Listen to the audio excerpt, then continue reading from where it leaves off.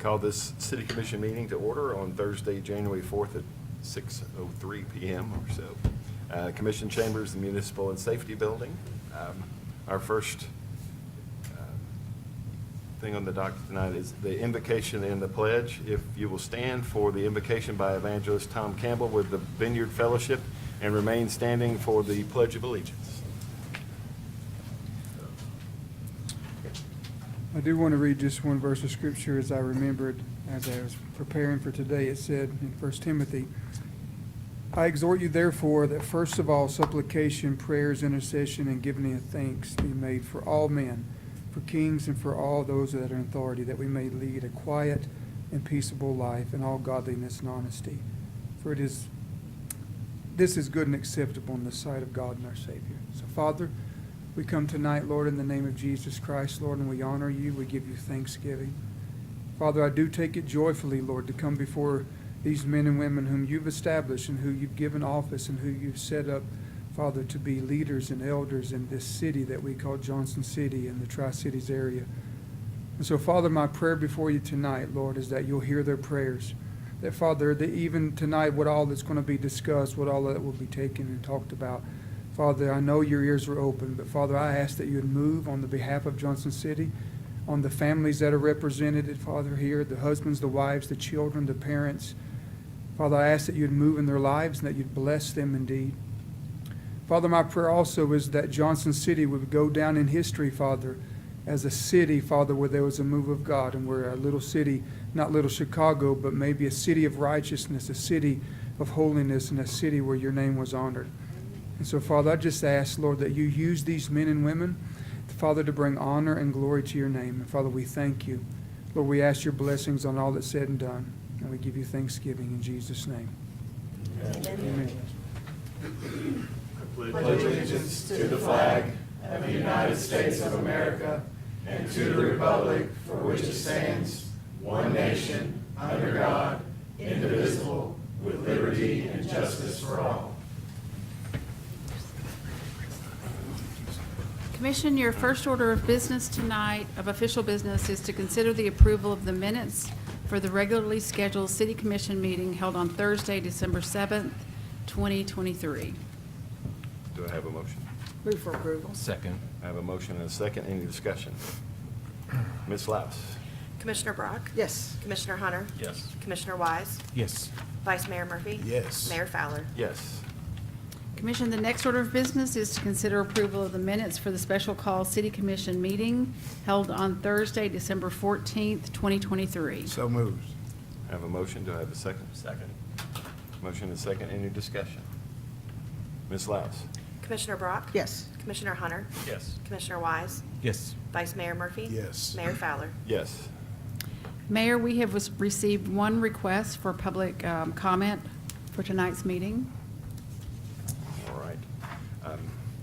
So public comment is limited to those who have signed up at least 12 hours in advance. Comments must be about an actionable item on our agenda, and you'll have 3 minutes to speak, and Mr. Trippett will be our timekeeper. And if you would come forward, you can state your name and address, please, and that's Danielle Goodrich. Thank you, Danielle Goodrich, and I live in Johnson City. I'm also the leader of Johnson City Freedom here. I did want to mention some pretty cool statistics that we recently saw was that the Barna data shows that Johnson City is 5 times the national average for faith metrics. So God is definitely moving here. Good. What I'm here to talk to you about tonight, I was speaking before you, this was actually 2 years ago now, and it was when the meetings were still virtual. And it was about the unconstitutionality of the mandates and the protocols at the time. But during that meeting, you all were talking about the UNICEF child-friendly cities. And some of the folks in our group were a little bit alarmed because you had said that it was about empowering the voices of children. And this was in a time where we saw the voices of parents being demoted across the country, where we had schools that are giving gender transition drugs to kids without their parental consent. So we were concerned, and we brought it up at that time, and we thought that the program had been put to bed. And then here we are 2 years later to find out that it had been actually happening under the radar.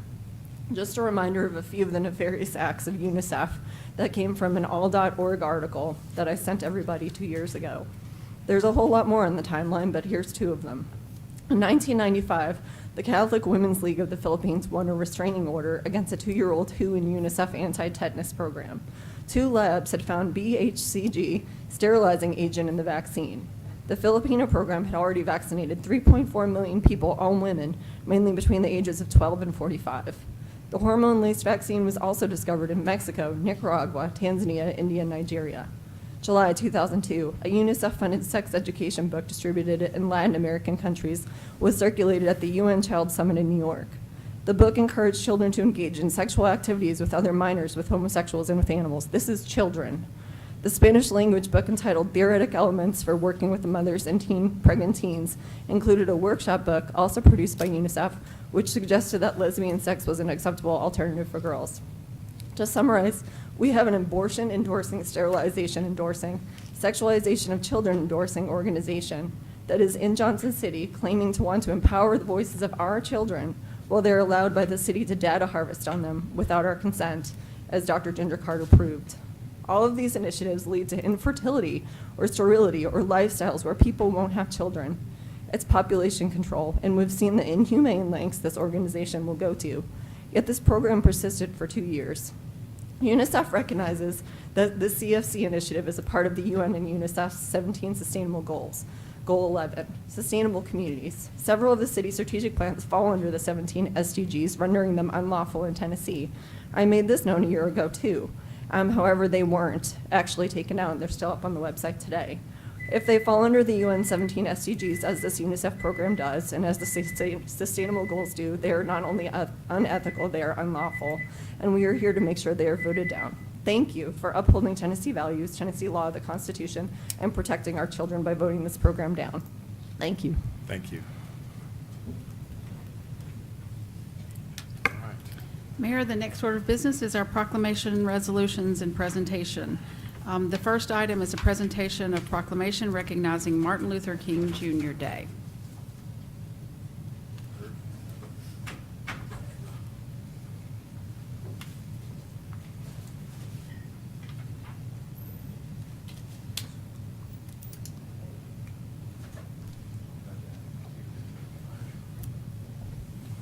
This is a mayoral proclamation for y'all. Whereas Martin Luther King Jr. Day is a federal holiday occurring on the 3rd Monday of January each year and is observed as a national day of service to celebrate the civil rights leader's life and legacy. And whereas Dr. Martin Luther King Jr. devoted his life to advancing equality, social justice, and opportunity for all, and challenged all Americans to participate in the never-ending work of building a more perfect union. And whereas Dr. King envisioned communities where everybody can be great because everybody can serve. You don't have to have a college degree to serve. You don't have to make your subject and your verb agree to serve. You only need a heart full of grace, a soul generated by love. And whereas since 1994, millions of Americans have been inspired by the life and work of Dr. Martin Luther King Jr. to serve their neighbors and communities on the King holiday. And whereas serving on the King holiday is an appropriate way to honor Dr. King, meet local and national needs, bring our citizens together, and strengthen our communities and nation. Whereas the local MLK Planning Committee has planned a variety of activities to recognize the MLK Day of Service and commemorate Dr. King's commitment to racial and human camaraderie.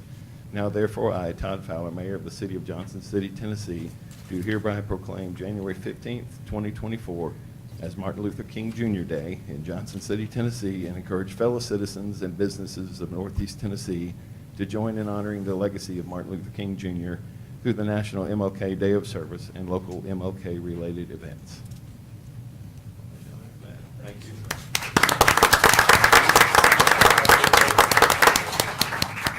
Mayor, Vice Mayor, Commissioners, thank you all so very much. We do appreciate this proclamation.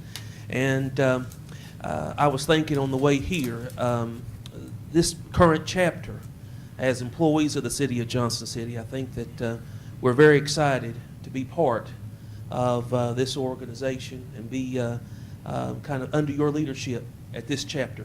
Thank you for the proclamation and what it means to our community. Thank you. Well, I'm one of the dreamers because I've been around a long time. I've been working for the city for a long time, 54 years, as a youth, dreaming about how I could grow and how I could make this city more prosperous. And that's preserving our goals, making things happen in our community. Our community has come a long way, and everybody has always been loving and dedicated to what they do.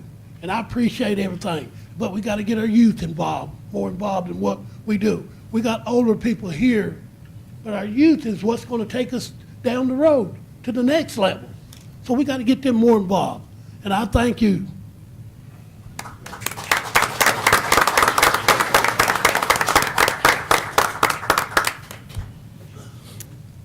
Mayor, the next order of business is a proclamation recognizing Human Trafficking Prevention Month.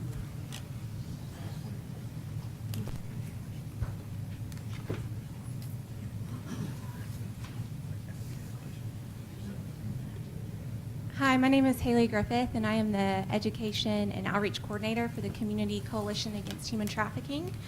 We are the organization that is commissioned by the governor of our state to provide counter-trafficking services throughout all of East Tennessee. Thank you for being here tonight.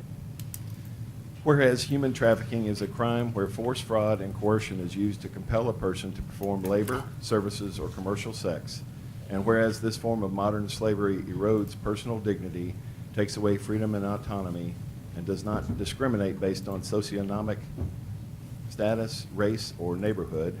And whereas, according to the Tennessee Bureau of Investigation, human trafficking is the second fastest growing criminal industry, just behind drug trafficking. And on average, 600,000 to 800,000 individuals are bought and sold for sex every year. And whereas Tennessee leads the nation in its approach to addressing human trafficking with proactive legislation and comprehensive research, and it is more important than ever to promote awareness and community education opportunities, furthering a community-wide response in which everyone has an important part to play toward ending human trafficking. And whereas in Northeast Tennessee, the Community Coalition Against Human Trafficking works tirelessly to educate local communities about human trafficking and provide trauma-informed aftercare services to survivors of human trafficking. And whereas ithastostop.com is an outreach of the TBI encouraging everyone to take a stand and help victims, make use of the human trafficking hotline, advocate, spread the word, and support nonprofits on the front lines of combating human trafficking.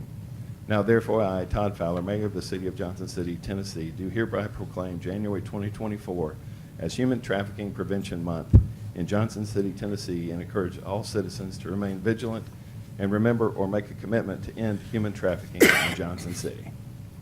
So thank you again for being here. Appreciate it. So we often think of human trafficking as only being a problem in other countries or in major U.S. cities. It is something that is happening here, and we've seen a pretty drastic increase in our referrals.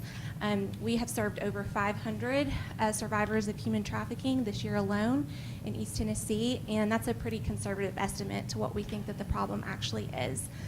Contrary to what's often believed, most people, both adults and youth, are trafficked by someone that they know and trust and love. So it's typically a family member, an intimate partner. If you would like to learn more about our organization and what we're doing and about human trafficking and what it looks like in East Tennessee, I'll leave some of my business cards on the table back here, and feel free to reach out to me. So thank you for having us. Thank you, commissioners and everyone. We appreciate it. Thank you. Thank you for being here and for what you do. Appreciate it.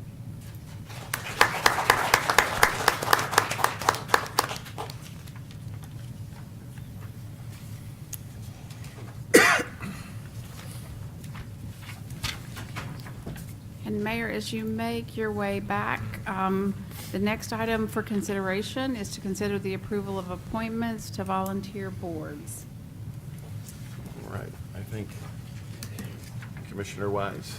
Yeah, you- so you I'm have a I'm the list. scribe, and I have a list. So the commission had a work session before Christmas and went through many dozens of applications from citizens interested in a variety of boards and commission appointments. And I always feel like the need to preface this with, we have an abundance of riches in terms of more applicants than we have appointments to make, and many really good applicants. And so I want to say to those who applied and don't hear their name read, please reapply. Sometimes those boards and commissions don't have a vacancy on them on the rotation that you first apply, but keep after it. And to those citizens who may be watching and wondering what's going on, there's a great group of people committed to serving our community. I'm going to read just some of those names. Can I say one thing real quick? Yes, sir. Looking at what I've got on my little computer here, we had 373 pages. That's people's CVs, their descriptions of the committees and everything else that we went through all together before this. So we take this very seriously, and it's not easy to go through all this, and we have a lot of people who applied for multiple things. So we try and equal things out as much as we can, and we really appreciate all the people who applied for this. And nobody's application was 200 pages. The 370, they're 1 or 2 pages. It's really close to probably 150 or more applicants. So the first on the list is Board of Building Codes. We have 2 appointments to make, and those names identified were James Green and Jamie Bashor Watts. Then we have 3 appointments to the Board of Dwelling Standards and Review, and those names were Joanna Robbins, Jennifer Hyder, and Fane Perrin. Then we have the Civil Service Commission, and we have 2 appointments to the Civil Service Commission. One is a Jeffrey Margison, and the second, David Lowe. And then we have the Convention and Visitors Bureau. We have 1 appointment, Sheila Reed. Golf Advisory Board, we have 5 appointments. One of these appointments is to a unexpired term. So the first appointment is to a 2-year term. That's Ken Lewandowski. And then the remaining 4, Justin Westmoreland, Cade Pope, Stephen Goodson, and Crystal Carter, are to full terms. Then we have the Historic Zoning Commission and 1 appointment, Michael Hensley. The Johnson City Housing Authority, 1 appointment, Donna Cherry. We have the Johnson City Senior Service Advisory Council. I think we need to note that April Norris would be the city manager appointee. Does that need to be dealt with as part of this list? Okay. April is the city manager's appointee. And then we have Tricia Carrad to a 1-year term. It's an unexpired term. And then 4 appointments, Maureen Mulroy, Deborah Slauson, Joe Williams, and Scott Beck. Parks and Recreation Advisory Board, we're identifying Steve Willis as the city manager's appointee, but we, as the commission, are appointing Gad Fowler. Then we have the Senior Foundation, 6 appointments, Blair Skip Hagee, Karen Pico, Catherine Whitaker, Bill Alvis, and Antoine Yoakum. And then last but not least, we have 2 appointments to the Washington County Board of Equalization. And those appointments are Jennifer Hyder and Daniel Goodrich.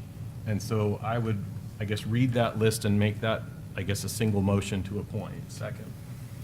I have a motion and a second. Any further discussion? Ms. Laus? Commissioner Brock? Yes. Commissioner Hunter? Yes. Commissioner Wise? Yes. Vice Mayor Murphy? Yes. Mayor Fowler? Yes. Thank you, Commission. The next order of business is street closures. I'm going to invite Ms. Jones to the podium. This is a request for a road closure for the MLK Unity Peace Walk. The organizing group has requested that the length of time of the closure be extended 30 minutes. So I would ask that one of the commissioners make a motion to amend that motion to I'd allow make that for 30 motion. motion. I'll second. I have a motion and a second. Do we need to vote for that now before? All right. Ms. They have a Laus? recommendation. Got it. Commissioner Brock? Yes. Commissioner Hunter? Yes. Commissioner Wise? Yes. Vice Mayor Murphy? Yes. Mayor Fowler? Yes. And now I will turn it over to Ms. Jones to I'm going to read it with the new times that have been amended. The Communications and Marketing Department has requested temporary intermittent closures on Monday, January 15th from 12 p.m. to 1:30 p.m. for the Martin Luther King Jr. Unity Walk on the following streets: West Uneca Avenue, Jackson Avenue, North Belmont Street, West Main Street, South Commerce Street, Whitney Street, and West Market Street. The Special Event Review Committee, including Public Works and Police, have reviewed them and find them appropriate. We recommend approval. Do I have a motion? So moved. Second. I have a motion and a second. Any discussion? Ms. Laus? Commissioner Brock? Yes. Commissioner Hunter? Yes. Commissioner Wise? Yes. Vice Mayor Murphy? Yes. Mayor Fowler? Yes. Commissioners, the next order of business is consideration of the consent agenda. All right, I will start with my left today. I'm good. Thank you, though. All right. I would like to pull 8.3.1 just for an update of that project out there. Mr. Trivett would probably, or Mr. Willis, I don't know which one will do that. Mr. Trivett, Okay. 8.3.1. The track. 3.1, The track at Indian Indian Trail. Trail. All right. Vice Mayor? No, sir. Nothing to pull? Commissioner Wise? Okay, and I'm not pulling anything other, so the only one we have is 8.3.1. which is to consider the change order to purchase, excuse me, you said 8.3.1? Consider change order to purchase JC 14730 for change order design services to Indian Trail Middle School track, and that would be our Assistant City Manager Trivett. Right, And we have the our Director of Schools, Dr. Wonderful. Barnett, with me. And what this is, you know, we recently are nearly completed with the turf replacement on the Indian Trail Middle School field. And so the schools decided while this construction was going on, to in order to improve that entire complex, that we would engage the architect to design the track portion around it, to install a new track around the new turf replacement. And CHA was the engineer of selection for the turf replacement, and we just felt like it was practical for him to go ahead and design for the track replacement as well. School board has met, discussed this. They are paying for the design fees, and they're going to pay for the construction of the new track installation. But what you're considering tonight is just the design fee Right. change order. Then it'll go out to bid once the design's completed, and there'll be something brought back to you for the contractor. So my bigger question is, so with the replacement of the track there, this is really going to bring Indian Trail Middle School up to the same amenities that we have over at Liberty Bell, or at least close to that? Yes, it will. Very similar. It'll be an 8-lane track. I think we lose a lane with the drainage to the field. It's a 9-lane track, which is really unusual for a middle school. Makes it a great additional track for the school system. And with the growth in our community as well, the board feels like obviously we need another track for our students at Indian Trail, but also can be used by students at Liberty Bell and Science Hill, and also by the community at times. And the turf installation went well? Went well. Looks great. If you haven't been out there, it looks wonderful. The track itself, within this change order, we're adding those spaces for long jump, for discus, Okay. for shot put. So we'll have 2 facilities, as you mentioned. We're not going to have javelin or hammer throw or anything like we have at Kermit Tipton, but it'll be a wonderful facility, and everybody's really thankful to have these facilities that we have in our system and for our community. Very good. Well, thank you. And when is the track work going to be done? They think it will take about 90 days to do the design, and so we're looking at trying to get the construction started sometime in March and finish it up probably in the summer. It won't be ready for the spring events or anything, but it will be ready for summer and fall. Will you still be able to use the turf for sports Yes. during the construction? Yeah, Okay. somewhat. We'll Yeah. have to make accommodations to get in and across it, because they're gonna tear out the existing pavement and rebed it, and it's gonna be one of those, tracks similar to, rubber tracks similar to Science Hills. So it'll be hit and miss. We'll have to make use of Wing Deer Park for some soccer, and it all depends on the timing. Did the Liberty Bell or Science Hill track get It was resurfaced 2 years ago. Okay, I couldn't remember. Yeah. Thank you. Appreciate Yeah. it. Thank you all very much. Thanks. Anything else? Do I have a motion? So moved. Second. I have a motion and a second. Any discussion? Ms. Laus? Commissioner Brock? Yes. Commissioner Hunter? Yes. Commissioner Wise? Yes. Vice Mayor Murphy? Yes. Mayor Fowler? Yes. Commission, the next order of business is number 9.1, which is ordinance 4868-23. This is the second reading and public hearing. It's an ordinance to amend the zoning map of the city of Johnson City, Tennessee by changing from I-1 district to B-5 district for property located at 541 Sid Martin Road at the corner of Sid Martin Road and Bobby Hicks Highway. We have Ms. Hodges here to talk about this item. Good evening. It is a public hearing, so we'll go over the details just a little bit. But mostly, nothing has changed in anything that we're talking about. There's one minor thing we might want to mention. So just to give you an idea of what the zoning is, this is in a portion of the city where it's both city and county. This shows you the current zoning and the surrounding districts. The site plan intends to use the existing building. One of the reasons that the impetus of the change was maybe to have the ability to subdivide the property. The applicant no longer needs that necessarily ability, but would like to, because if we go to the future land use map, this does call for the area to be commercial, but would like to kind of match that. So that there are options for subdivision in the future and kind of matching this future land use. Again, nothing is changing to the building.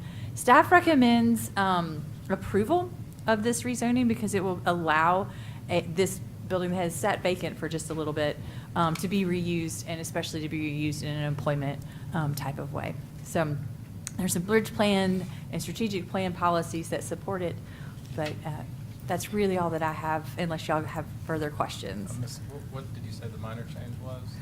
The minor change was that they don't necessarily need To the subdivide it. They can use a PUD. So that would be the only change to a staff report that you will see in the third reading. Should it move on to the third reading? This is a public hearing. This is a public hearing. Planning Commission, all that stuff is the same. I'm going to go back to just a little aerial. All right, so I will open the public hearing for anyone wishing to speak about this. And again, if you come forward, you have 3 minutes to talk. So, seeing no one, I will close the public hearing. Move approval. Second. I have a motion in 2 seconds. Ms. Laus, you can pick one of those two. Any discussion? This is the City Bank building in gray for anybody that didn't recognize the maps and such that we're changing. All right, Ms. Laus.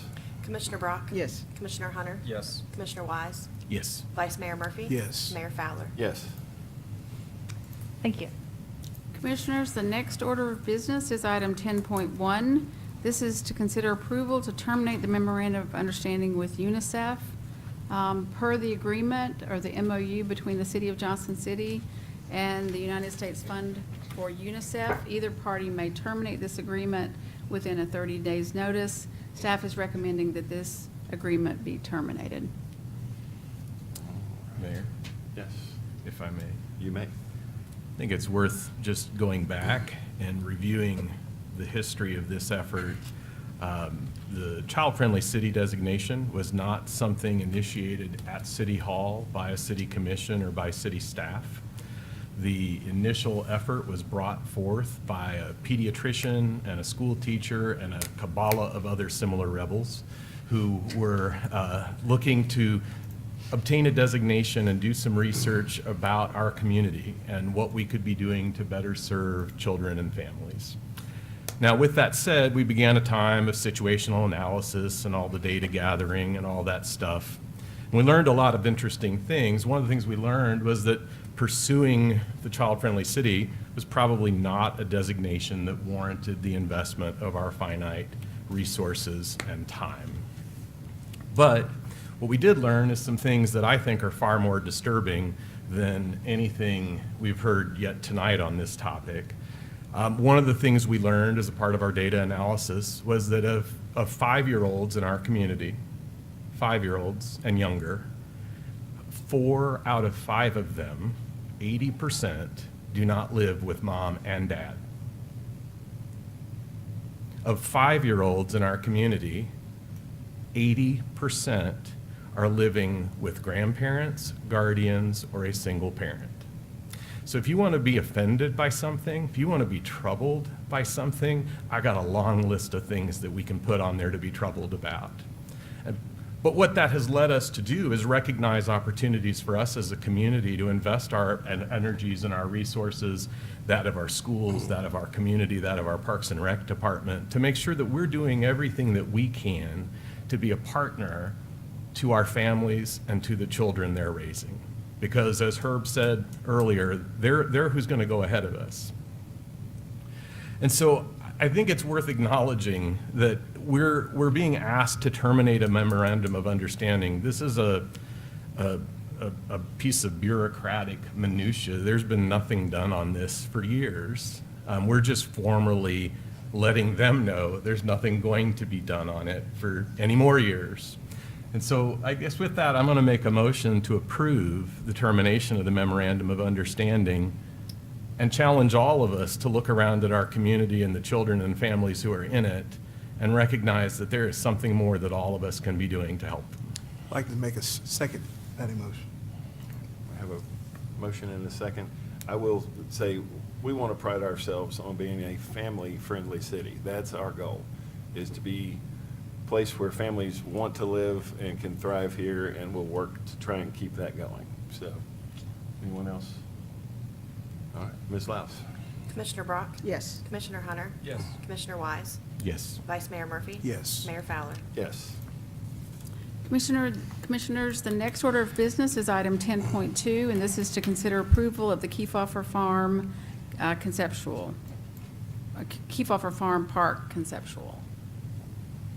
Good evening, Commissioners. Thank you all so much for allowing us to be here and present this to you this evening, in hopes for your approval to move forward with this.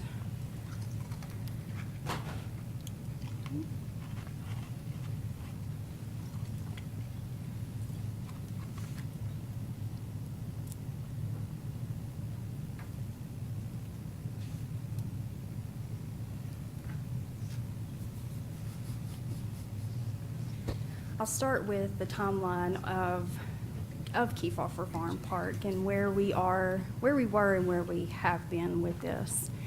So as you can see, the land was purchased in 2008 by the city. And in 2017, we decommissioned Optimus Park, which had TIF funds were used to establish that park, so therefore that has to be transferred to another piece of property. And we received approval from TDEC to transfer that over to Kefauver Farm to develop a park. A site plan, everything was submitted to them, and we have roughly 3 years to complete that from the time that they approved that. In 2022, a park master plan was started to identify what was needed there at Kefauver.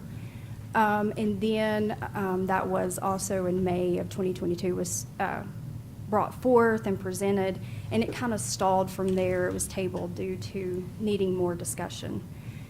So late last year, it was brought to my attention that we needed to move forward on this. We started working with McGill and Associates, visiting the property, visiting with stakeholders such as Boones Creek Historical Association, who also inhabit 2 acres of that property and run the Boones Creek Opry out of that as well. And just really looking at what was desired there by the community during those community surveys. So as you can see, we are here now for the park concept approval. Yes, I did steal Peyton's star. Ms. Norris, would you repeat again, we're supposed to have some recreational activity on it. What is the deadline on that? We're past that deadline. Okay, that's what I thought you said. TDEC is looking for us to move on this ASAP so that we can, continue to be in good graces with them and continue to receive funding to do great things throughout our community and parks and such. So, and then our path forward from this point would be to finalize the master plan. That all that's left for that is cost analysis on phases of the actual park. So we'll do that in phases is the plan a three-phase. Initial phase will be infrastructure into actual playground development, amenities on those last two phases. And of course, that's all determined by what type of grant funding we get and any kind of CIP that we can obtain for that. So we're hoping to be able to move forward with that, with cost analysis, and then bring the whole master plan back before you in February for approval. So this is the proposed concept plan. As you can see, I think when this was brought before you all in May of 2022, there was a total of 4 different concept plans that this park was packed full of all kinds of different amenities, really reducing the open space. Throughout the community, surveys that were conducted, speaking with the Kefauver family and the stakeholders that also inhabit that property, some of those amenities were not desirable. This is a very historic property, and it warrants us to leave as much open space and for it to retain its historical preservation with all of that. So it really inhabits a 1.8-mile paved walking trail, a small amphitheater, large pavilion with restrooms. The silos, we did have a engineered survey done on those just to make sure that they were still engineered, structurally sound. And that came back positive, so we would like to use those as art pieces for signage, and maybe later on in the future look to those for some acoustical, musical type amenities. So you can see that there's a lot of open space in this park concept, which really leads us to the maintaining that historical property and not moving a lot of ground. Really, the most earth movement will occur in this area where we're putting in the parking lot. Everything else will be minimal to that, just coming around the perimeter of the property and putting in that paved walking trail. So this is the concept that we are asking you all to consider for approval so that we can move forward with the master plan and the cost analysis. April, I'm trying to remember, that parking lot, will you be raising the grade? Doesn't that property kind of fall off beyond the silos?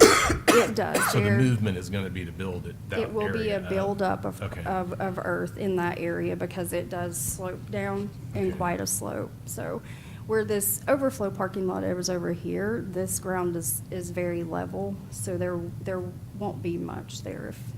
But this area will get a lot of backfill. Ms.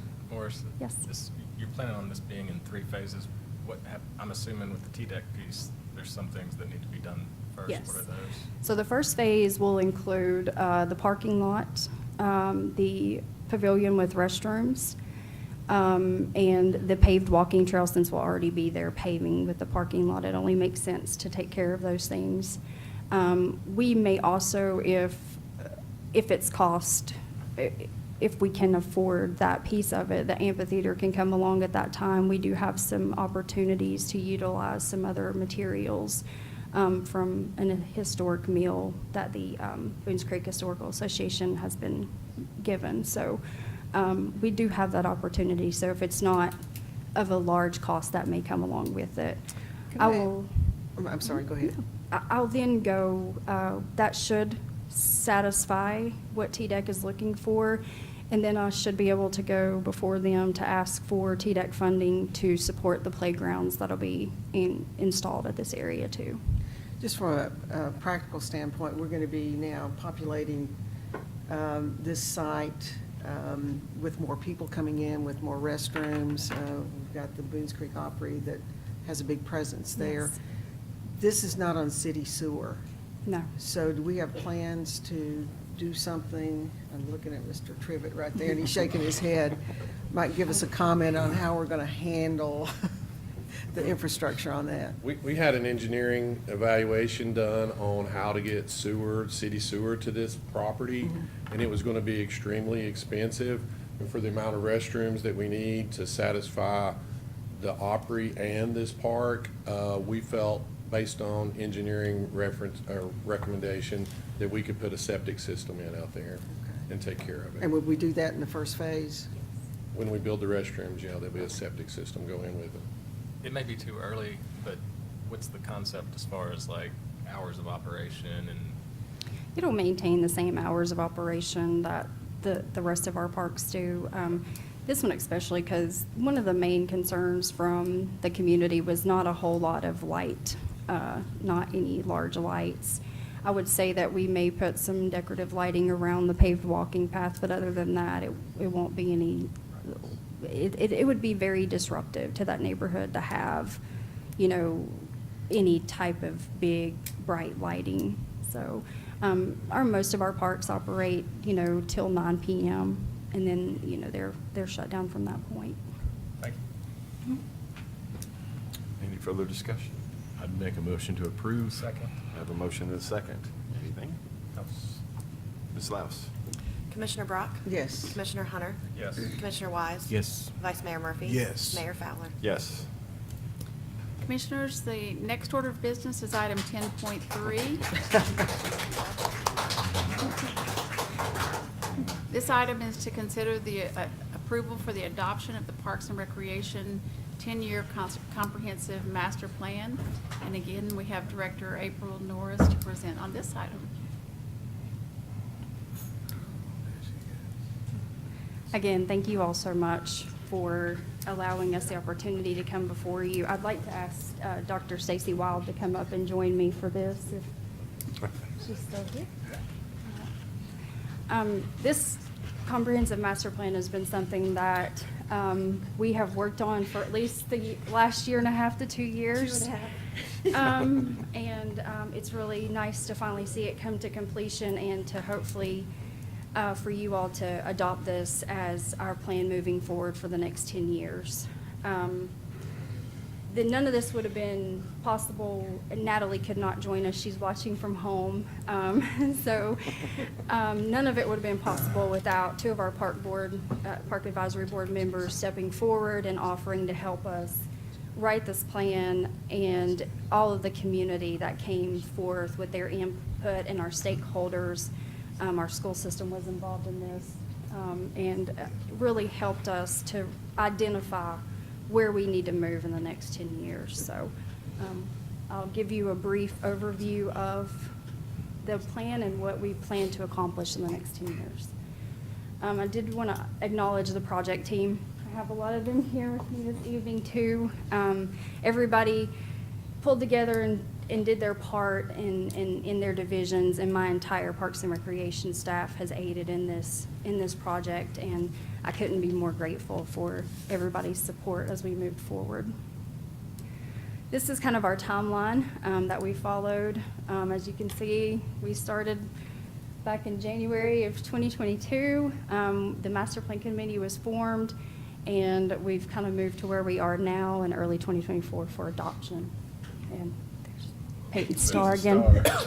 Get 2 stars. It was inevitable when Peyton went to work with Parks and Rec that would. Well, I was so envious when I would come and watch her, and that little star would bounce across the page, and I was like, I love that. I stole it. I stole it with her approval there. So the purpose of our plan is to identify the opportunities and to maximize resources over the next 10 years. It's really our roadmap. It guides us in the decisions that we make moving forward. And we know that, you know, we've cram-packed full everything we can think of into this plan, but there's always going to be things arise that we're not aware of, and this will help guide us on how to tackle those things. It'll also, now with any type of TDEC funding and a lot of other grant funding, you have to have a master plan in place to even apply for those types of things. So this will help us be able to do that. Plus our master plan expired 4 years ago. So here we are. This is kind of our planned process. We held public meetings at Carver Recreation Center and Memorial Park Community Center. We conducted surveys at any of our special events. We did internal and external SWOT analysis. We had stakeholder meetings, and Natalie and Stacy poured over census data to get us a lot of information. And we utilized staff to do an inventory of our existing resources and had to take a really honest look at where we are with those things. And we touched a lot of people during that time to get the information that we have.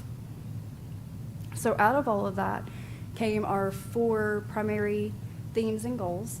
The first one would be connectivity, and that's basically developing plans for trails, greenways, bikeways that connect our community with our parks and facilities, and establish partnerships throughout the community with our stakeholders to increase those connectivity capacities.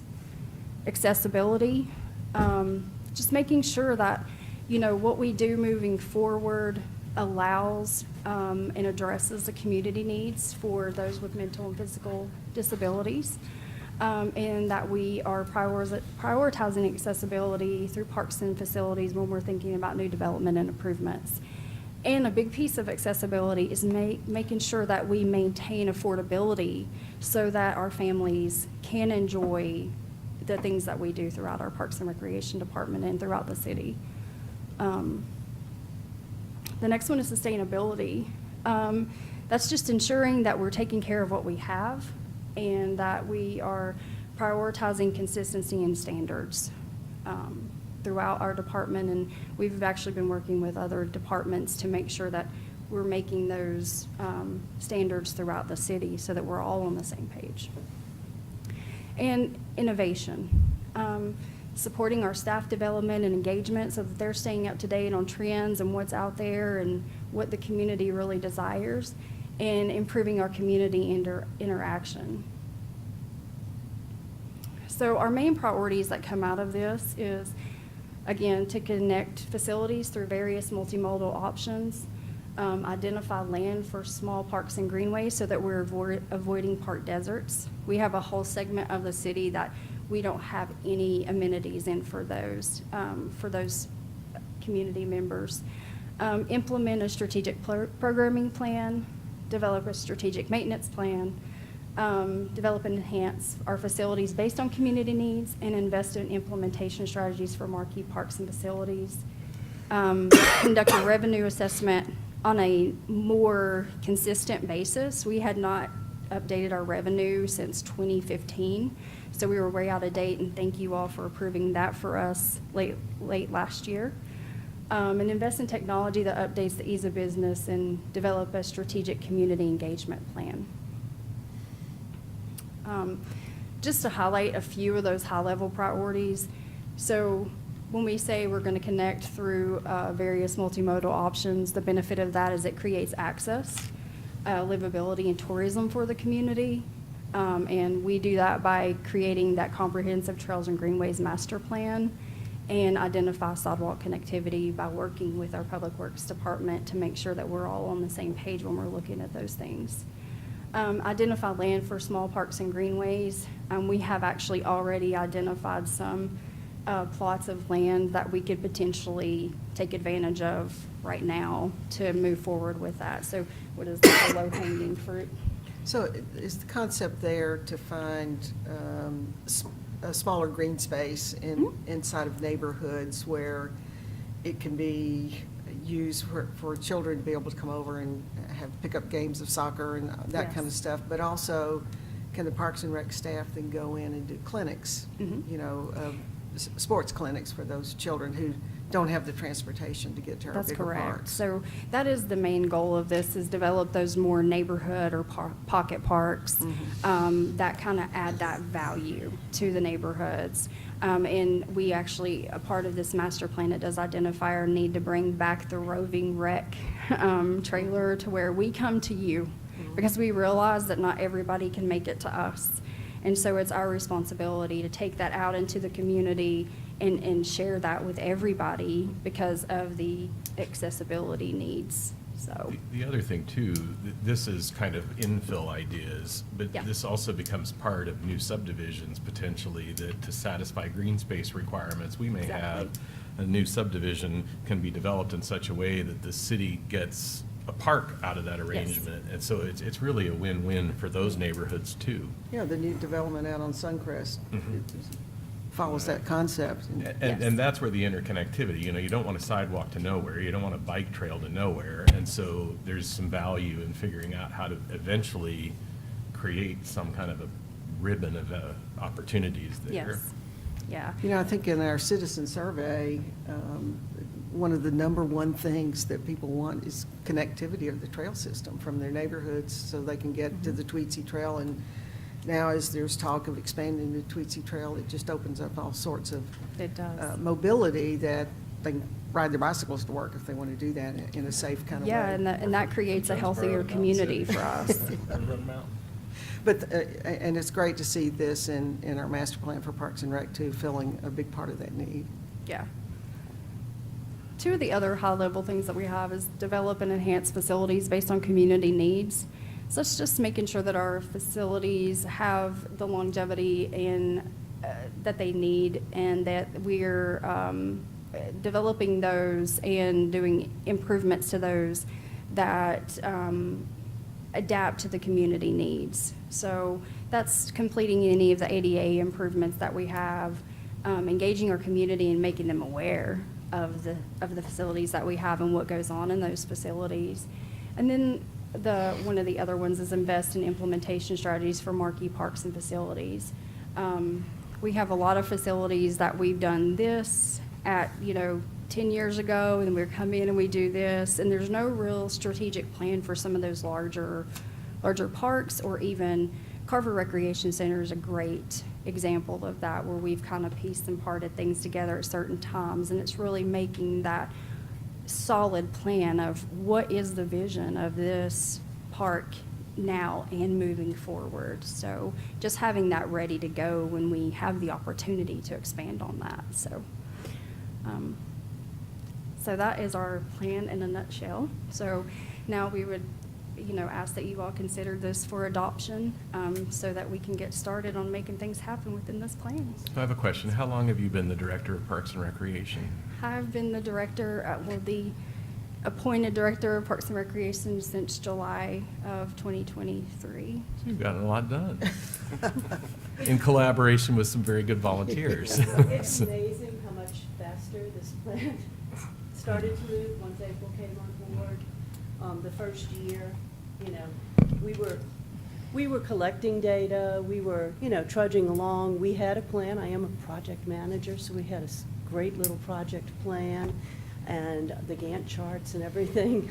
We were doing that, but once April joined, it really did move things along. And so we couldn't have done it without her. She wants to give us credit, but she deserves a large portion. Commissioner Wise, I'd like to tag on to that in the form of a motion to approve this master plan. I think what I see now is a strong Parks and Recreation Advisory Board, which has been really a working board, participating in this. And Dr. Weil, thanks for your chairmanship of that. I worked with you on the Planning Commission, so I know you put your nose down and you get to business, so we appreciate that and just the expertise that you brought to it, along with the other board members there. And to April as well. It's been just a great thing. But by and large, we have one of the greatest parks and recreation system anywhere. We do. Anywhere.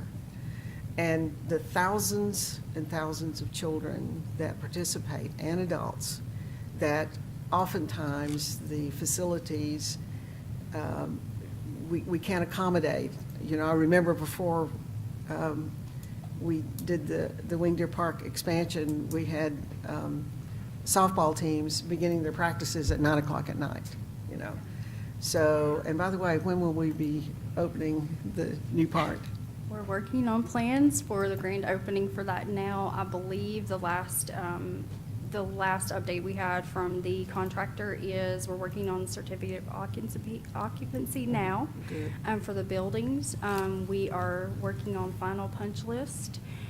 So we're looking at later this month that the construction crews will move out, and we will take over from there. So I'm looking forward to probably grand opening towards the end of February, first week of March. That's great. And we already have, the CVB has landed 2 national girls softball tournaments. Yes, not only for this Big. year, but also for 2025 already. Right. And that's just with pictures of what the park's going to be. And we complete. also have already set our tournament schedule for this year, and I'm happy to say that every weekend, with the exception of July 4th, because we are closed that weekend, that we're full. I did something a little different this year. I did take a Saturday, April 6th, and one of our Little League groups will be coming in and doing their opening day at the new complex. So we will have hundreds of our kids throughout the community there enjoying the complex really earlier than anyone else will get to, so. That's great. Thank you. Thank y'all, and that's in the form of the motion. I'd make a second, or Commissioner Hunter was the second. I'm just really anticipating the next report from Water and Sewer. Water and Sewer is I always hear my Chip and Chop favorite. here. Again, thank you so much for all. I know how much time it takes for something like this, and to get it all together and bring it to us, we appreciate, especially the volunteers that have worked with you to do this. So thank you so much, Stacy. It's a pleasure and an honor. Appreciate it very much. I So, appreciate your trust in us. yeah. Any other comments? All right, Ms. Laus. Commissioner Brock? Yes. Commissioner Hunter? Yes. Commissioner Wise? Yes. Vice Mayor Murphy? Yes. Mayor Fowler? Yes. Thanks. Thank y'all. Thank you all so much. Thank you.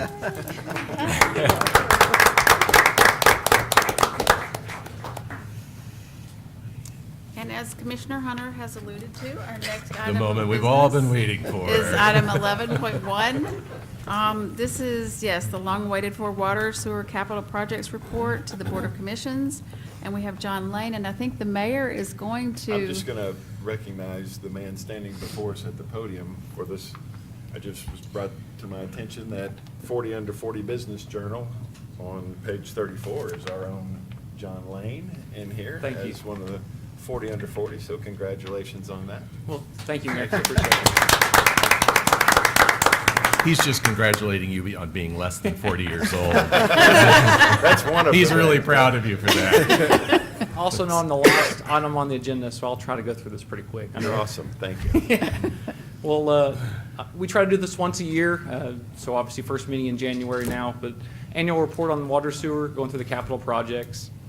So kind of just a quick introduction.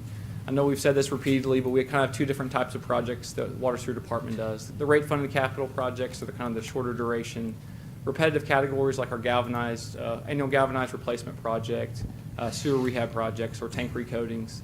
And then also we have debt funded capital projects, which fall more into the longer duration. We use our master plans to kind of, as our roadmaps for those. And we'll kind of dive into these a little bit. So planning for CIP delivery, like I mentioned on the debt funded capital side, we use our master plans. So what you see highlighted in bold there are different master plans that are either just completed or about to be complete. So water master plan we just completed late last year. That's a big, significant undertaking. We started that. This is the first water master plan update in 15 years. So that's a huge roadmap for us for the next 15 to 20 years on the water line side and also the facility side for water. Knob Creek wastewater treatment plant, we're finishing that up now with our consultant. And at the bottom, you see AMI, which is smart water meters. We finished that water master plan, or that master plan just recently. And then the SCADA master plan was also completed last calendar year. And what's SCADA? SCADA is supervisor control. So you actually use that for logic controls, talking between if you have a pump turn on, turn off, electrical turn on, turn off at pump stations, at facilities. So you have those, we have 3 wastewater plants and 2 water plants. So those are actually controls where you can actually have we have it in our regional wastewater plant now where it actually shows an overview shot of the plant itself. So you can actually watch, they make changes there and you actually can watch levels, tank levels on the water line side and water maintenance side as well. Projects completed. So these are ones that have been completed throughout calendar year 2023 since my last update. So the first one obviously is the new service center facility. It's been a fantastic project that was completed in coordination with Randy and also Brian Ross on facilities. Obviously going back in time, Randy was there when we awarded the project to GRC May of 2021 for $14.3 million. We began the occupancy of the new facility in spring of 2023. We did that over several months.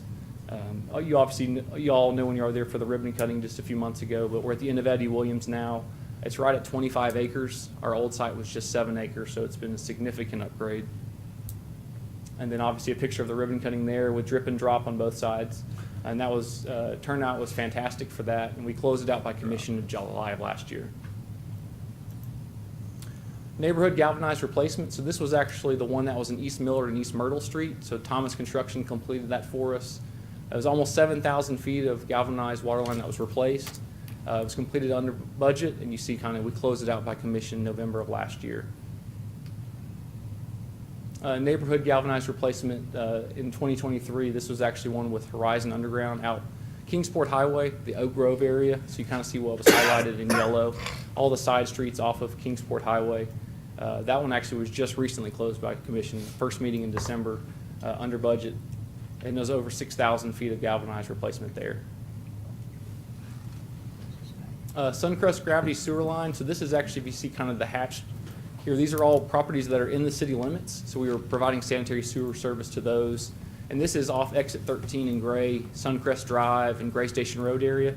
So we had a little over 4,000 feet of gravity sewer that was installed. This picture here you see on the left was actually a jack and bore under State Route 75. So in order to get the sewer line to the properties on the other side of the road where Victory Lane is, we actually had to do a jack and bore under that roadway. This project has been completed by construction. We plan on closing this one out under budget in the next couple weeks. Lower Brush Creek Interceptor Sewer. So I know we've talked about this one for several years. Obviously, total length, 21,000 feet of 42-inch pipe. We have finally finished all the construction. They're just doing a final cleanup right now. So Brush Creek Contract 1 began just at the headworks to plant. It was over 13,000 feet, and then Contract 2 was over 7,000 feet.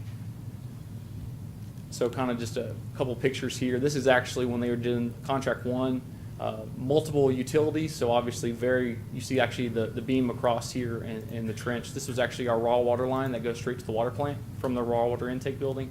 So they had to suspend that with a beam across the trench area when they actually installed the new sanitary sewer below it. But this one will be closed under budget. This will be closed out later this first quarter of the calendar year 2024. And then Contract 2 is the project that we actually have the $7.8 million ARP, American Rescue Plan grant with. That one, construction's completed as well. We'll close that one out with commission approval later this quarter as well under budget. And then here's a couple pictures. This is actually from Smith Street. So just downstream of Smith Street and kind of getting your bearings, Fairview. If you kind of keep going Fairview here, you actually go to the Eddie Williams at our new complex. So this is actually Smith Street going upstream towards Broadway. They actually did a tunnel to actually put the 42-inch pipe through that. So total contract cost for both of these was right at $25 million for Contract 1 and Contract 2. And then Washington County Waterline Extensions Project. So you see the 6 roads here. This is actually what we've been working with the Washington County Water Task Force for the last several years. These were all prioritized as part of that task force. Construction is now completed. We'll close it out under budget this quarter in calendar year 2024. But this project, since it's been in coordination with Washington County, it's fully reimbursed with them. So we've been paying the invoices for the contractor, and then we will be reimbursed with their ARPA grants funding on the Washington County side. Is that 3 miles worth? It was over 16,000 feet. So yeah, you're right at three miles. So you can kind of see the areas. Grassy Valley Road, obviously all these are in the county limits since we work with them, but Grassy Valley Road, this is right behind Bright Ridge to kind of get your bearings. That's the road right behind there. Boones Creek Road is the yellow line, wherever the map. That's Boones Creek Road right there. So Grassy Valley, and this should be Knob Creek Road right here. So this was the piece on Grassy Valley that went to Knob Creek Road and Christian Church, kind of right behind Bright Ridge. And then obviously the other 5 extensions you see out there in the county limits. So that brings like reliable, clean water to areas that... It does. So all of these didn't have areas, and the reason these haven't happened before is based on the number of customer accounts that could tie on. It just wasn't cost effective. But working with the county and having them been able to use the ARPA grant allocation for us, we were able to use those funds to actually award the project to a contractor. But these are all unserved areas now. So these areas do not have water access. So that's why City of Kingsport, City of Johnson City, us, Chuckey Utility District, and Town of Jonesboro, all of us together are doing this Washington County Water Task Force. So these are the ones that were identified for Johnson City to target first.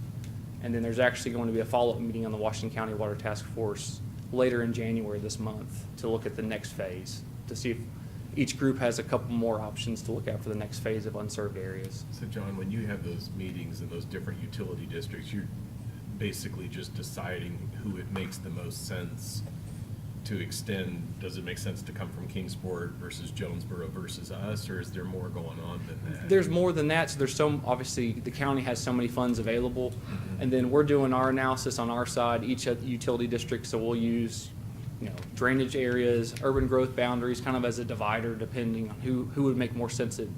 How far is it from our existing service area? How far is it from their existing service So area? if it's in our boundary growth, we're more likely to do it than if it's not Yeah. there. And then if it's within our urban growth boundary, if it's if we're the closest available utility, it would fall on ours, and then we're doing our ranking on our side, and then we turn that in, and then the task force takes it from there. And it's also based on customer requests. We keep a catalog on our side of if a customer calls in asking for availability on a certain area, it's within our service area, so that'll obviously rank it higher on our list as well. If we've had 5, 10, 15 potential customers on this road that have all wanted interest on that extension. Any other questions? Do you know roughly how many existing that this serves or would serve? Right now, we did, it was over 70 water meters were set, so potentially 70 properties were a part of this. Obviously, some of those could eventually subdivide into more than just one track. I mean, there's some big tracks out there, but we did install 70 different connections as part of this. College Heights tank repair and repainting. So this is just two pictures of it, but this is the tank you see right above the tree line at ETSU campus. So we closed that one out by commission last April. Tank recoatings, I think we've mentioned that before. Their service life is about 20 years before it's due for another recoating. So obviously this was last in 2001, so it was due for a recoating when we did that. So 100,000 gallon tank, and it looks really great now. You can see it right in the trees. Projects under delivery now, so these are in active construction. West Walnut Street, obviously we've been working with Public Works on this one for the last 2 years. I think though, I don't know if it's been mentioned there has been a huge milestone for us. Like we hit, all the phase 1 utilities have been completed. So that's not just water and sewer, that's stormwater and electrical. Phase 1 goes from Buffalo Street where Shamrock is all the way just past Firehouse. So all the utilities are done there. We've already done on phase 2 side, we've already done the water line extension all the way to Cherokee Street where the new road was tied in. So we did a 16-inch water line across the new road, and then we've tied in at that location there. So you can kind of see at the bottom, total footprint of the job on the water line and sewer line side, 13,000 feet of water line to replace for the entire project, 10,000 feet of sewer line. We've already installed over 10,000 feet on the water line side, so we're 80% done. And on the sewer line side, we're right at 7,000 feet, so 70% done. And sewer's actually going to be restarting back up this month, going west of kind of the Boyd Street intersection. So you kind of see this was obviously on Ash Street, and then this was a tie-in that was actually right behind you would be Shamrock. This is on Buffalo Street when they made the tie-in with Ash Street. And then this is some pictures going towards Firehouse on Watauga. This is the large diameter sewer line that goes right down Watauga. But like I mentioned, later this month, Summers Taylor will start going west on Walnut Street on towards Cherokee Street. That's a big tie-in for us. And then Sinking Creek Sewer Pump Station. So this one includes a $2 million EDA grant. This one's underway now. So the existing site here was built in the 1980s. So this is actually brand new pumps, brand new electrical, a new standby generator. It actually increases the capacity of the station itself. So we actually, contractor is from Knoxville, Morgan Contracting, and this is over $9 million that's in construction now. The first thing they'll do though is do bypass around the station. They'll start that later this spring. And then they actually, right where this paved area is, they'll build a brand new screening structure in front of that. Brush Creek architectural improvements. So this is underway now with GRC construction. So this building already has new windows and new siding. They'll replace these yellow looking translucent panels. So these panels will actually these are from the 1970s, these will be replaced. We'll actually kind of see here, this is what they call hat channels. So we're actually will have new architectural panels installed on these two buildings, pump and blower buildings. And then for safety and security, we'll actually refence the entire campus. So we'll have brand new gates, brand new fencing along the existing Brush Creek campus. And then kind of just two projects that we were working with TDOT on. If you're out at Northeast State and Tri-Cities Airport, Summers Taylor's doing some work for TDOT out there, so we're actually now starting the sewer line construction on State Route 75. And then later this year, they're supposed to bid it out, I think around May or June. They'll bid out the State Route 107 project out in Unicoi. That's actually a bridge replacement, so we'll relocate water line in that location. So do we provide all the water out to the airport in Northeast State? We do. The divider is just past that, but Tri-Cities Airport and Northeast State is in our service area. Okay. It's a long way out. It is a long way out. So Yeah. that, Well, but that's where the last sewer treatment is, isn't it? You're practically. correct. right So there. regional wastewater plant is just on the other side of the Sullivan County side.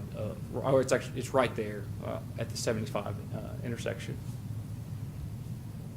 And then this is in coordination with Public Works. Obviously, it's kind of 4 different phases. We've been working with Public Works for the last several months on the widening of Oakland, the widening of Mountain View, and then obviously the flyover on Knob Creek Road, as well as the widening of Knob Creek all the way back to Boones Creek Road. So because of the coordination there, we're able to do several extensions on the sewer line side for unserved areas along Oakland and Mountain View. And then also, there's actually upgrades. So we'll actually upgrade the water line to a 12-inch on Oakland when they're doing the widening right now. And then projects to advertise this calendar year. So C Station, this is our existing sewer pump station off of Boring Chapel Road. So the existing station's from the 1970s. So we'll have new pumps, new electrical, new standby generator. We're working on final closing of the property now, so we'll have this advertised to bid later this spring.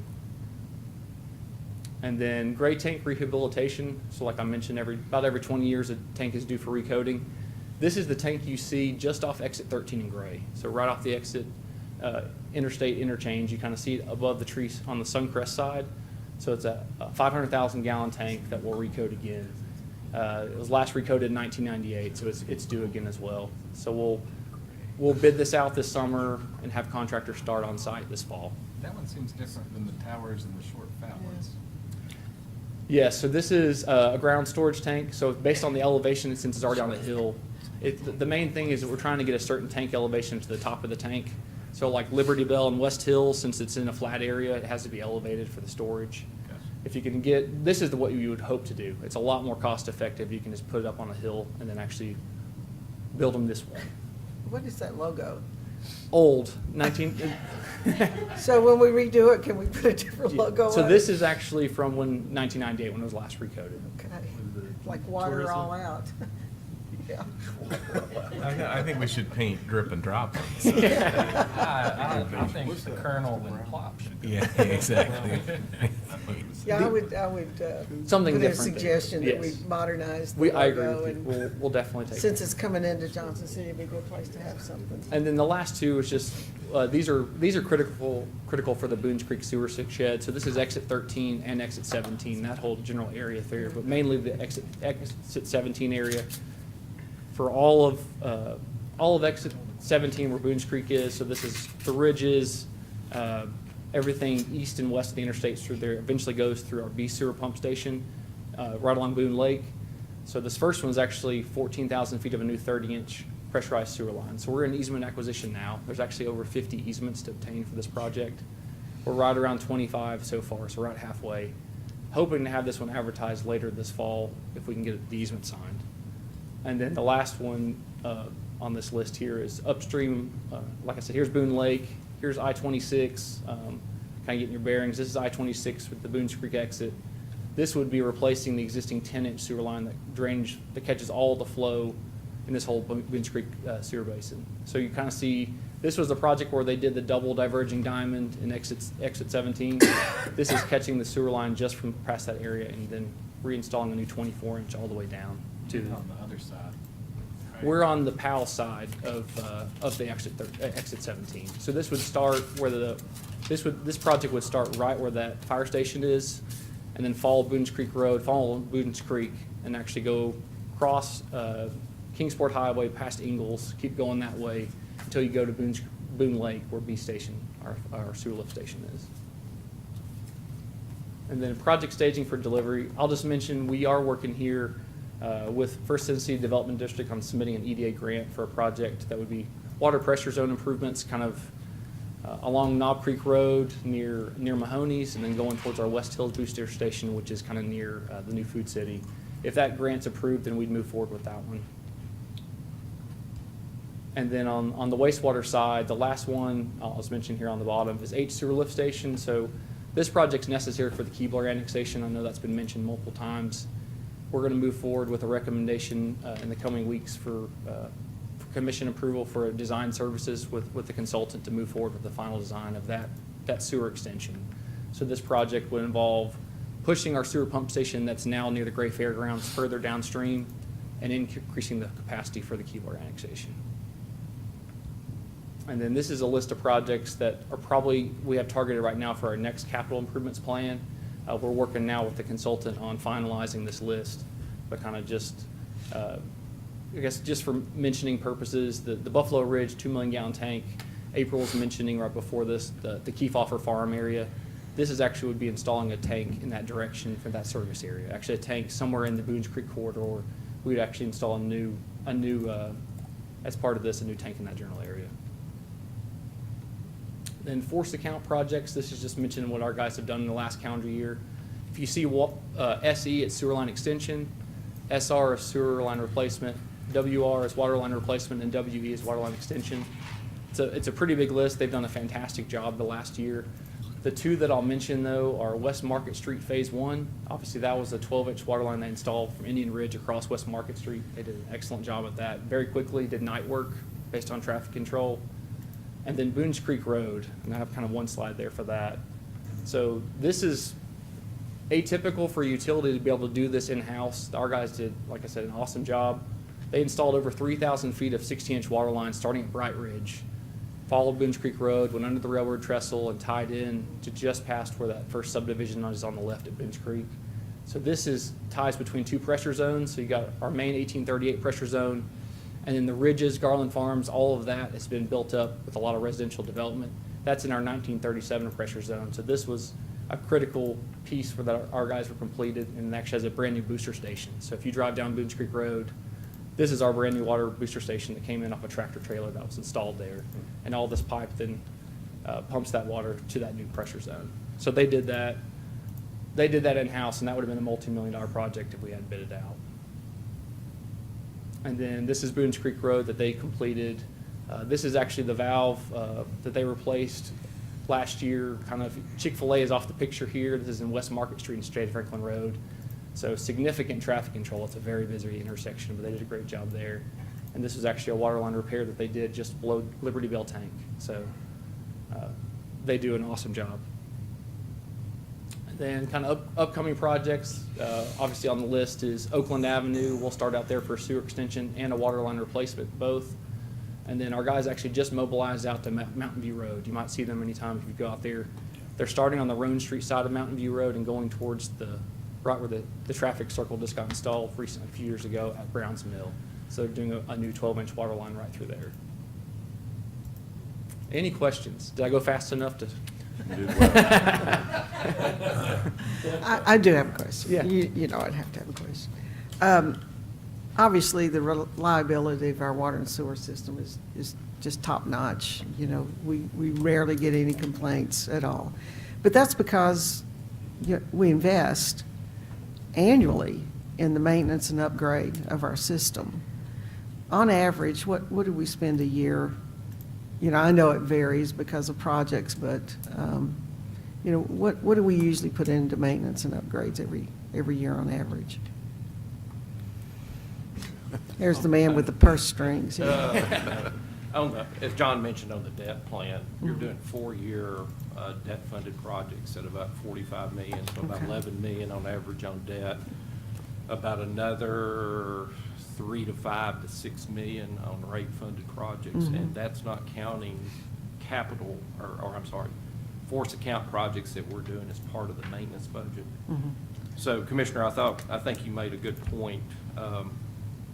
You know, not to prolong this conversation, but there are 2 projects in here, I think, that are worth highlighting. And I know that y'all saw an article that talked about were we prepared for growth on the utility side?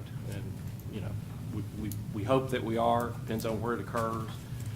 But if you're interested in growth in the ETSU, VA, MedTech campus, the Armory property, the repurposing of the Burlington site, the Walnut Street corridor connector and the redevelopment of downtown.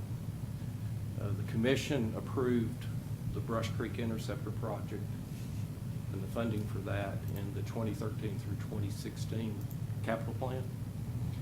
We completed that project so it was fully functional in late summer of this past year. If we had not programmed and if we had not funded that project, we were having some capacity issues on the old line. And it might have restricted some of the things that I just described. Yeah. And I think the commission deserves a lot of credit for making that investment. Well, that's, as we talk about future-ready infrastructure, it's not just today, it's looking ahead into the future and Mention building one capacity and. One other one, John mentioned on all the improvements downstream of the Boones Creek interchange. That's going to end up being, and it's funded, but about $16 to $20 million worth of downstream improvements so that we have capacity out there for that growth area out there. And the commission approved that in the 2019 through the 2022 budget. So as I've told certain folks within the media and my peers, this commission, previous commission, has known the importance about investing into water and wastewater infrastructure. It's essential to what we do, and it's essential to our community. So, Mayor, thank you for recognizing John. I believe his presentation tonight merits that he was worthy of that recognition. Absolutely. I do have one comment. We talked about how great our Parks and Rec is. Water and sewer is great here, too. I can promise you we have the best water and sewer system around because of y'all and the people that work with you. So thank you for that. We've got a lot of good folks that work for us. Yes. Thank you. One more thing. Sure. Front page of the paper was a question about hacking and hacking into the water system. Right. What precautions do we have for that? I did an interview with the press today on that. And how much should you say publicly about those? I was going to say, you can't tell you. Let me tell you where all our I just problems asked if are you were at. prepared. I didn't say how. There is, John mentioned, and I think he went into detail explaining what the SCADA master plan was. The example I used today, we're used to managing assets, but they have long lives.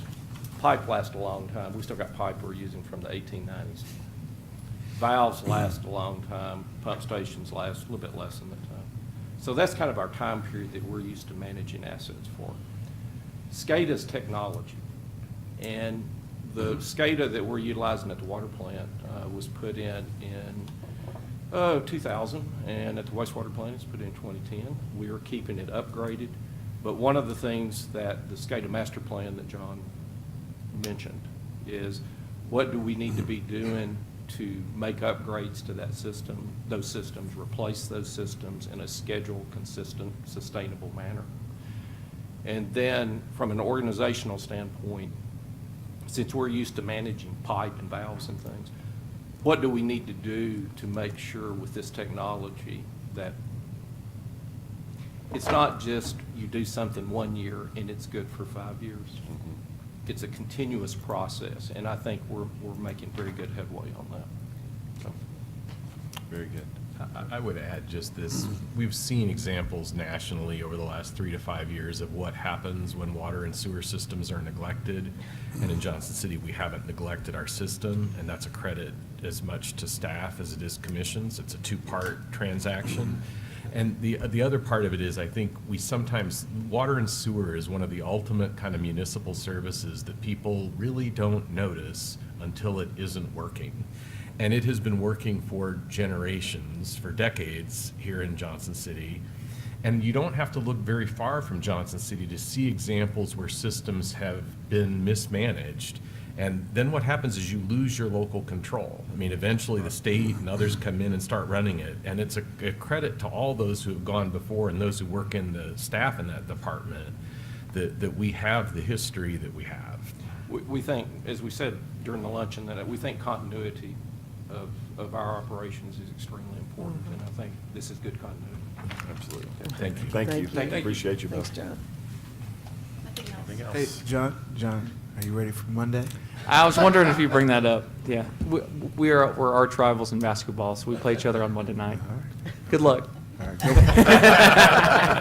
He's got a little height on Hey, you. go fighting possums, right? All right, I will start over here. Commissioner Wise, anything? Happy New Year. All right. Vice Mayor?